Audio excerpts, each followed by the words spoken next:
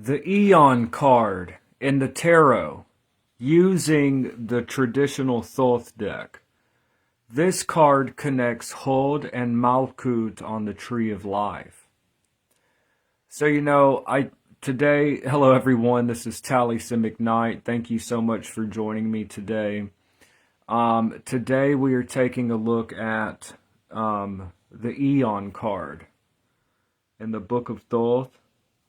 And also, this is the traditional card in the Tarot of Marseille. There are different forms of that. It was called Judgment. Judgment in a reading has to do with actual decision and judgment. Also, a decisive event that changes the course of things. So the Judgment card has to do in part with the destruction of the world by fire.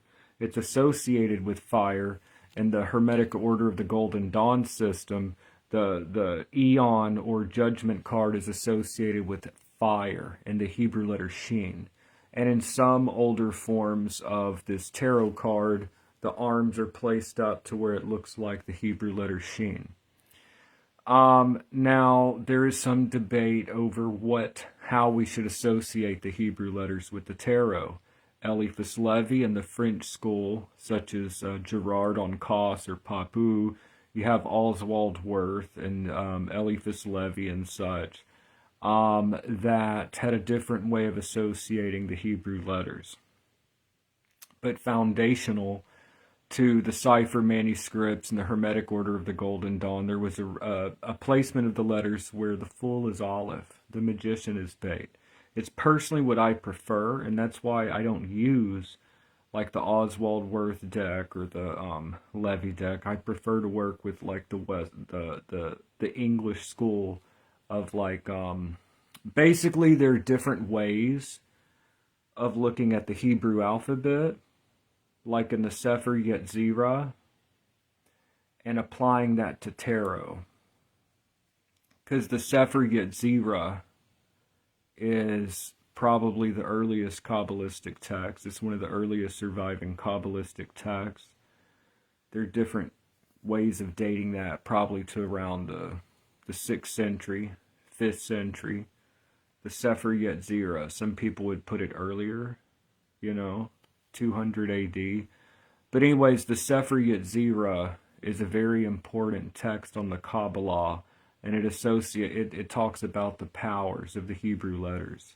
And the Hebrew letter Shin or Sin is associated with the element of fire.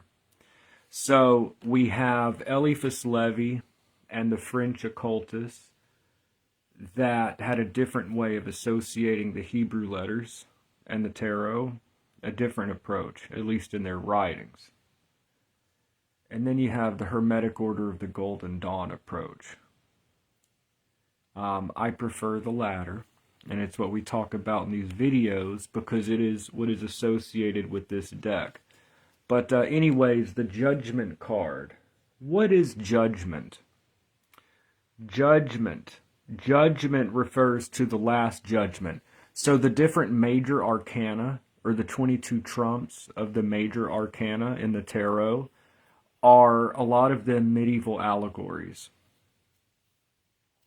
So we have the Fool, we have the Juggler, or the Magician, we have the Popus, or the High Priestess, we have the Hierophant, or the Pope, we have the Lovers. I mean, that's a very archetypal, like universal thing to human condition, the Lovers, right? We have the Chariot, which was a very important symbol in like Merkabah, mysticism, and things like that, the idea of the chariot. You have Ezekiel's vision. You have strength or justice. We see like Lady Justice is blindfolded in front of courtrooms. Well, this is a very ancient symbol. Lady Justice or justice personified. Themis. And then we have the Hermit, the wise old man with the staff. We have the Wheel of Fortune. This was a medieval allegory. The Wheel of Fortune, although the earliest tarot decks that we have date to the late 15th century. The early 15th century. The earliest tarot decks that we have date to the early 1400s in Milan, Italy. But the imagery of tarot, this is at the beginning of the Renaissance, and people were looking at the classics, the Wheel of Fortune, the idea that good and bad luck is cyclical, that we have ups and downs of life, that life is cyclical. There's one early form, I don't want to go too far off from the Judgment card and the Aeon, but there are some early images of the Wheel of Fortune, not talking about tarot, but just as a medieval allegory, the Wheel of Fortune, where it showed a babe rising up in the east, a newborn babe or a child, with the words coming out of its mouth, "I will reign." At the apex is a middle-aged man, a king upon his throne, "I reign." Going down the wheel is an old man, "I did reign." And then underneath is a really old man being crushed by the wheel, saying, "I have no reign." So everything moves through cycles. We see cycles in the seasons. We see cycles in the moon. So the Wheel of Fortune is all about the turnings of the tides. It's all about the cyclical nature of reality. We have the Hanged Man. We have like Odin hanging from the world tree. We have different like sacrificial gods. We have this idea of the Hanged Man. Some would associate the Hanged Man with Judas. Some would associate the Hanged Man with Christ. In the Christian system, we have death. Death is a universal. You can go to any ancient culture, death is personified. Death plays an important role. You have temperance. You have the virtues. You have the devil. We all have like the villain, right? And I'm not really talking about the Thoth deck. I'm just talking about tarot in general. You have the tower, okay, and the lightning struck tower. So, not to go all through, I mean, I pretty much have anyways. You know, you have the star and the moon and the sun and the Aeon or judgment, and finally the world or the universe. So as you see, these are all like these universal allegories. Now, in modern like Kabbalah and tarot, we associate with the paths of the tree of life. But anyways, judgment was an ancient allegory. It referred to, remember, tarot was developed in the Christian period. The earliest decks that we have date back to the early 1400s, okay? But judgment is the last judgment. It's the end of the world where the dead rise from their coffins to be judged, okay? It's final judgment. So what does final judgment make you think of? You think of judgment or a decision. You may think of like legal trouble, you know, especially if you get justice and judgment. Again, I'm not really just talking about the Thoth deck. I'm talking about in general. But judgment is the last judgment. It's also at the end of the world, when the world is destroyed by fire and the dead rise from their coffins. You have this idea of death and resurrection, also of finality. So judgment throughout tarot history, in divinatory tarot, we have this idea of judgment, the end of things and the beginning of the new, resurrection. Fire is transformative. It resurrects. So we have this idea of transformation and fire.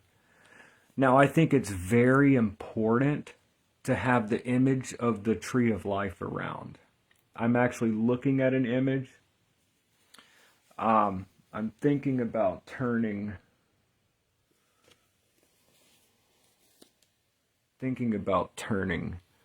the camera here. I think everyone, this is not my house, I'm visiting, I hope they don't mind, but I think it's important, you can't really see it for the glare, but to have the tree of life. And you see that the paths are different colors, and the paths are the tarot. It has the tarot on there. I think it's very important, if you're studying the tarot, even if you're just pulling a card once a day, that as you read about this card, let's say the Six of Wands, well, you know that's Tiferet and the suit of fire. You look up, even if you have the Tree of Life memorized, like it is the ABCs of magic, you need to have it memorized. But even someone that's a veteran doing this for decades, it's good to always turn back, because tarot is a picture book. So looking at the Tree of Life, oh, the Six of Wands, you know the six is Tiferet. You keep reading, you have a graphical representation of the Tree of Life in front of you. I think whenever you read tarot, especially new students, but even longtime veterans, I think it's important to have a poster or some type of a diagram of the Tree of Life in front of you. Doesn't matter if it's already memorized.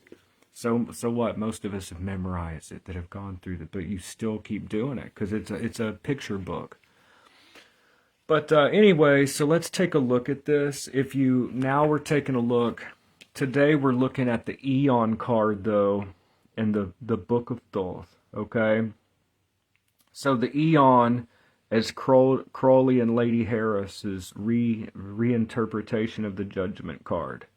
It is the Aeon. And we're about to break this down. So the Judgment card in the Thoth deck becomes the Aeon. And it has to do with the new age. The old world is destroyed by fire, and we have the beginning of a new age, right? So let's take a look at this. First of all, if you have the Book of Thoth, you will need the Book of Thoth for this study. If you go to page 268, you have the Tree of Life with the tarot. Now, let's see if this is backwards. It is backwards. So the Aeon, from your perspective, would be here. So Aeon and the letter Shin is the path that connects Hod and Malkut. Malkut and Hod. Now, I don't really have time to talk about the whole Tree of Life here. I have made videos talking about the 10 Sephiroth and the paths and the Tree of Life, and that's something I intend to continue to go deeper into. But I have made videos just explaining the Tree of Life.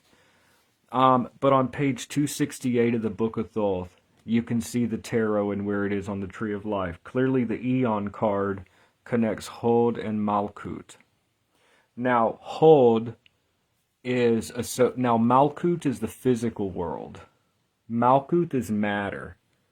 Now, really, it's important for each person to kind of go through this themselves, because the Tree of Life is like something planted in the mind. The Tree of Life, it's like planted in the mind. It takes root and it grows within us. So these ideas grow, but Malkut is the physical world.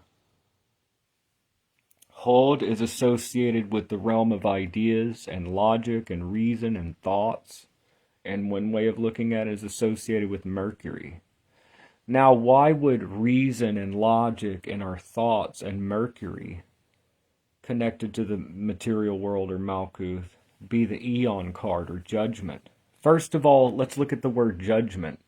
Judgment has to do with logic and decision making. Clearly, decision making connects the intellect and our logic with the world. We make judgments about the world. So the Judgment card connects Hod and Malkut. It connects our reason with the material reality. We make judgments about the world. Also decisions.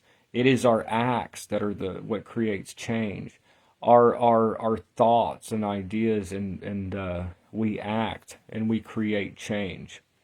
So Hod represents the realm of ideas and thoughts and matter and decisions. Decision making, I'm going to do this, I'm going to do that. That is what drives action. So thoughts and ideas and action. Now Hod gives form to the passions. Okay, so Netzach in the world of feelings is conceptualized into thoughts in our kind of map of the world, and it gives form. Okay, it's the realm of images, and one way of looking at it, if you read like Dion Fortune, Netzach, the forces are given form and Hod. But anyways, so judgment clearly connects Hod, and it is backwards because of the way the camera is, but I'm doing it from your perspective. Hod connects Malkut, intellect and thoughts, and Mercury connect to the material world through our decisions. We make decisions with our intellect. Our choices also define a reality as the agent of change, and fire is change. Fire destroys and recreates the world. Our decisions that we make, our thoughts, Okay, and also hold is associated with Mercury, and Mercury is associated with change, exchange, communication, interaction, movement from one place to another. Mercury is the god of liminality. Mercury is about communication and language, and communication is the transfer of or the transmission of an idea from one person to another. So communication is the exchange of thoughts. Mercury is associated with commerce and business, and commerce is the exchange of goods and services, or goods and monies. Mercury is associated with travel, and that is movement from one place to another. We see that he has two caduceus upon a staff, and that shows the reconciliation of opposites. Hermes himself is seen as an effeminate male, a lot of times in like art. So Mercury like transcends these normal like male-female like dualities. So Mercury is change. In the metals, like silver is the moon, tin is Jupiter, Saturn is lead, gold is the sun, copper is Venus. Mercury is associated with chemical mercury, which is neither a liquid nor a solid. So overall, we see that Mercury has to do with change. Mercury is movement to and from, and it is communication, and it's ideas, and movement, and transaction, and commerce, and all of these things, right? And that transforms, that is the Aeon. It destroys and recreates the world. Also, intellectual movements do transcend the world when our ideas change. So this is really up for each student to do, is kind of work out in their mind, why would Aeon connect Hod and Malkut? Okay, but the Aeon is fire. It is transformation, movement, change, exchange, interaction. And that interaction and change affects the material world through the Aeon. So, I do not speak, none of this is mentioned in the book of Thoth, by the way, none of this. Everything that I'm talking about is just my thoughts and me working through the tree of life. It's not found anywhere in Crowley's writings or the book of Thoth. These are just my thoughts. But this is from periods of meditation and contemplating the card and the tree, and this is up for each student to do. What I'm doing here should just kind of get the juices flowing, more or less. So, page 268, you're able to look at the tarot card on the Tree of Life. And now we're going to go to page 260. I'll charge it. No, dude. I'll charge this my phone here. It's fine. Alright, so we're going to go to page 260. Right here, the Roman numerals, XX, that's 20. The Aeon is trump 20. Let's see what it says. Now, the Aeon is associated with the element of fire. Fire is change, but fire is also action. Fire is action. You could say that thought leads to action, leads to material result, right? But fire is action. So 20. It says here at the top of page 260, and this is like a meditation that goes with each of the trump cards. What does it say about the Aeon? It says, be every act an act of love and worship. Be every act an act of love and worship. Be every act the fiat of a god. Be every act a source of radiant glory. So it's like contemplating this idea of our actions being an act of devotion or bhakti yoga. The fiat of a god, the source of radiant glory. So again, 20, the Aeon, it says, be every act an act of love and worship. Be every act the fiat of a god. Be every act a source of radiant glory. Isn't that great? Now, the divinatory meaning given here is given below that. This is the regular divinatory meaning, and it's the same meaning you get in the little booklet that goes with the Thoth deck. It says, so this is the interpretation of what this means in a reading. Final decision in respect of the past. Remember that traditionally the Aeon is judgment. So what is judgment? A decision. So you get this card in a reading. Final decision in respect of the past. A new current in respect of the future. Look at how it's called the Aeon, the new age. So the Aeon, this is the death of the old age and the beginning of the new, the Aeon. So and you think of judgment, final decision in respect of the past. A new current in respect of the future. Always represents taking a definite step. When you get this card in a reading, traditionally in the Thoth deck, it has to do with a change. If it's talking about the past, a final decision in respect of the past. If in the future, a new current, a new Aeon. The destruction of the old world by fire doesn't necessarily mean negative. It's just saying it's a new current in respect of the future.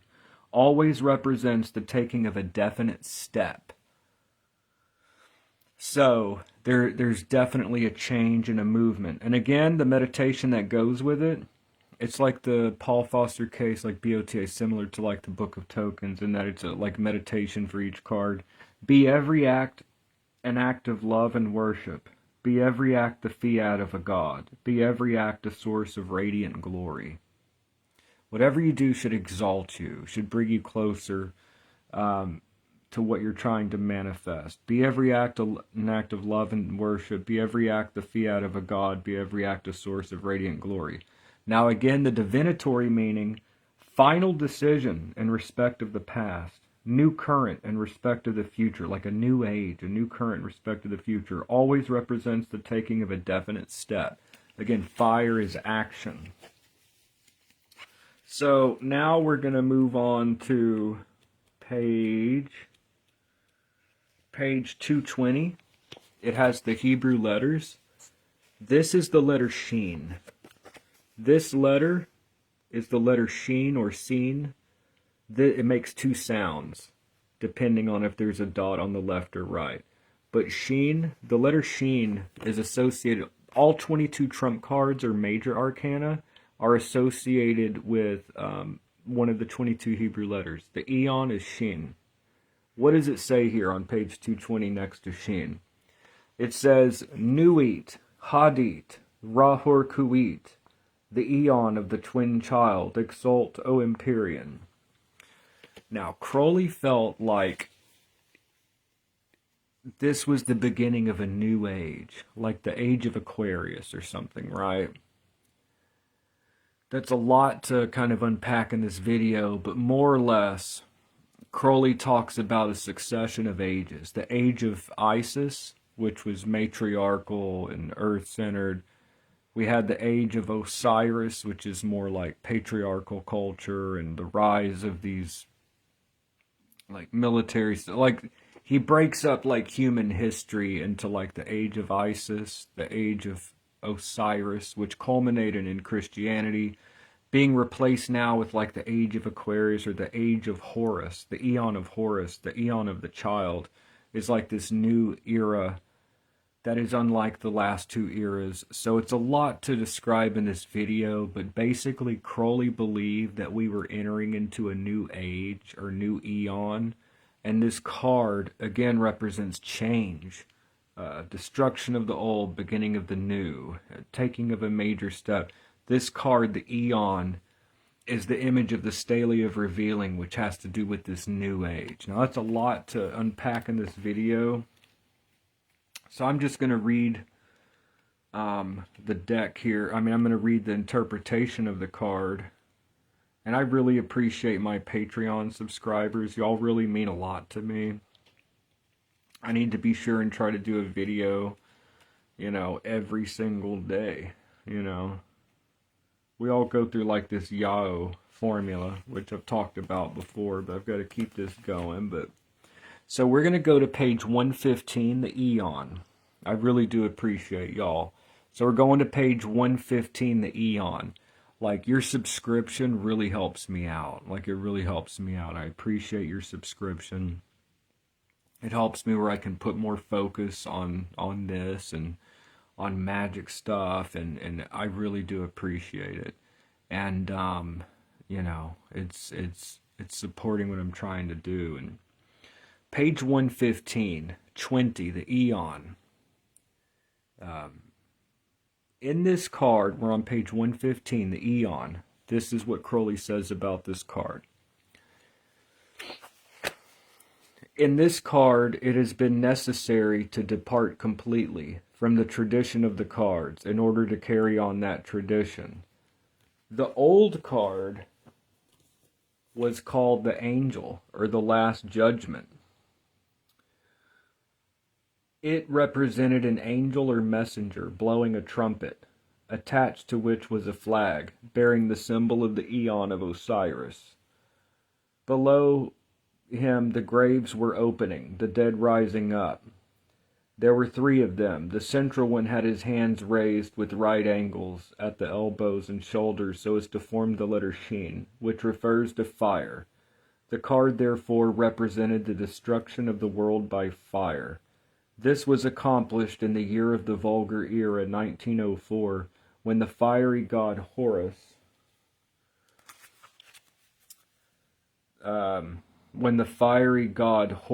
took the place of the airy god Osiris in the east as Hierophant, see ATU 5. At the beginning, then, of this new Aeon, it is fit to exhibit the message of that angel who brought the news of the new Aeon to earth. The new card is thus of necessity an adaptation of the stele of revealing. Around the top of the card is the body of Nuit, the star goddess, who is the category of unlimited possibility. Her mate is Hadit. That's right here. Her mate is Hadit. The ubiquitous point of view, the only philosophically tenable conception of reality. He is represented by a globe of fire, representing eternal energy, winged to show his power of going. As a result of the marriage of these two, the child Horus is born. He is, however, known under his special name Heru Raha, a double god. His extroverted form is Rahur Kuit, and his passive or introverted form is Hor Pakrat. See above the formula of Tetragrammaton. He is also solar in character, and is therefore shown coming forth in golden light. The whole of this symbolism is thoroughly explained in the Book of the Law. It should, by the way, be noted that the name Heru is identical with Heru, who is the great angel set over the tarot. Now, if you go to page 250, there's an invocation. It's a traditional Golden Dawn invocation. If you go to page 250 right here, it gives you an invocation that you can say over your tarot deck. It's the traditional, like Golden Dawn or whatever way of invoking over the cards before doing a reading. It says, I invoke Heru. So this is what Crowley says about it. It should, by the way, be noted that the name Heru is identical with Heru, who is the great angel set over the tarot. This new tarot may therefore be regarded as a series of illustrations to the Book of the Law. The doctrine of that book is everywhere implicit. At the bottom of the card, we see the letter Shin, itself in a form suggestive of a flower. The 3 yods are occupied by 3 human figures arising to partake in the essence of the new Aeon. Behind this letter is a symbolic representation of the sign of Libra. This is the foreshadowing of the Aeon which is to follow the present one, presumably in about 2,000 years. The fall of the great equinox, when Heru Makas shall arise, and the double-wanded would assume my throne and place. The present Aeon is too young to give a more definite representation of this future event, but in this connection attention must be drawn to the figure of Rahur Kuit. I am the lord of the double wand of power, the wand of the force of Kolfnia. But my left hand is empty, for I have crushed in universe, and naught remains. There are many other details with regard to the Lord of the Aeon, which should be studied in the Book of the Law. It is also important to study very thoroughly and meditate upon this book, in order to appreciate the spiritual, moral, and material events which have marked the catastrophic transition from the Aeon of Osiris. The time for the birth of an Aeon seems to be indicated by a great concentration of political power, with accompanying improvements in the means of travel and communication, with a general advance in philosophy and science, with a general need of consolidation in religious thought. It is very instructive to compare the events of the 500 years preceding and following the crisis of approximately 2,000 years ago, with those of similar periods centered in 1904 of the Old Era. It is a thought far from comforting to the present generation that 500 years of dark ages are likely to be upon us. But if the analogy holds, that is the case. Fortunately, today we have brighter torches and more torchbearers. So, clearly Crowley is going on and on about he believes that this new Aeon is here. Now, whatever the case may be, I'm not here to push any one belief or thought. You know, it is interesting that since 1904, around that time, there's been a lot of changes, you know, in the last couple 100 years, or 100 years even, you know, airplanes and telephones and microchips and all kinds of stuff, all kinds of transformation of how society is structured and understandings of hierarchy and social roles and religion and science. Everything's been toppled over.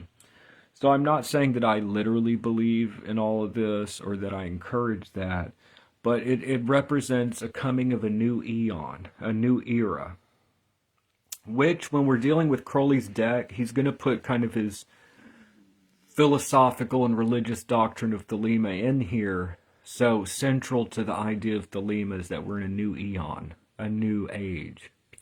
It's like the age of Aquarius, similar, but not necessarily the same thing.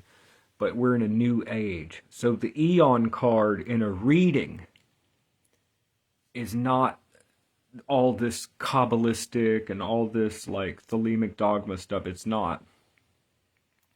In a reading, this represents decision, making a change, taking some kind of a step, a change.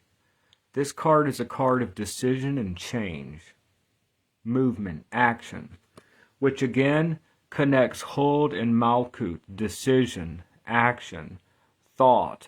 Mercury in Huld. Mercury is interaction, exchange, movement, communication, interaction, right? Which connects to matter through fire. It's a transformative type of thing. Our decisions mold our reality. They are our actions. Spring from our thoughts. In the old deck, it was judgment. So you have literally this idea of decision and judgment. Our choices change our reality. Now, this stuff is not put in the Book of Thoth, but this is what happens. This is what each person needs to do. That's kind of part of path working in the Tree of Life. It's not just astral projecting through the paths, but really internalizing all of these Kabbalistic lessons and things. Once again, the divinatory meaning is quite simple. What does it say? The divinatory meaning is found. Crowley did something interesting in that he put the divinatory meaning beneath the like meditations for the card. So what, so page 260 at the top where it says XX, which is 20 in Roman numerals. This is Trump 20. It says, the meditation, be every act an act of love and worship. Be every act the fiat of a god. Be every act a source of radiant glory. What is the divinatory meaning? Final decision in respect of the past. New current in respect of the future. Always represents the taking of a definite step. So when you get the Aeon card in a reading, it's going to be about change, transformation, decision, movement from one situation to another. It's change. And you could say the ending of the old and the beginning of the new. It is change and transformation, the element of fire. So that is just a quick little breakdown. You know, there's a lot more that can be said. Just a quick little breakdown on the Aeon card and the Thoth deck. And this is a video for Patreon only. And after a year, I'll make this available to everyone. And thank you so much for joining me here and supporting my channel and my content. Y'all are great. Thank you so much. And I hope you have a great day. And I will see y'all in the next video. Have a great day, y'all.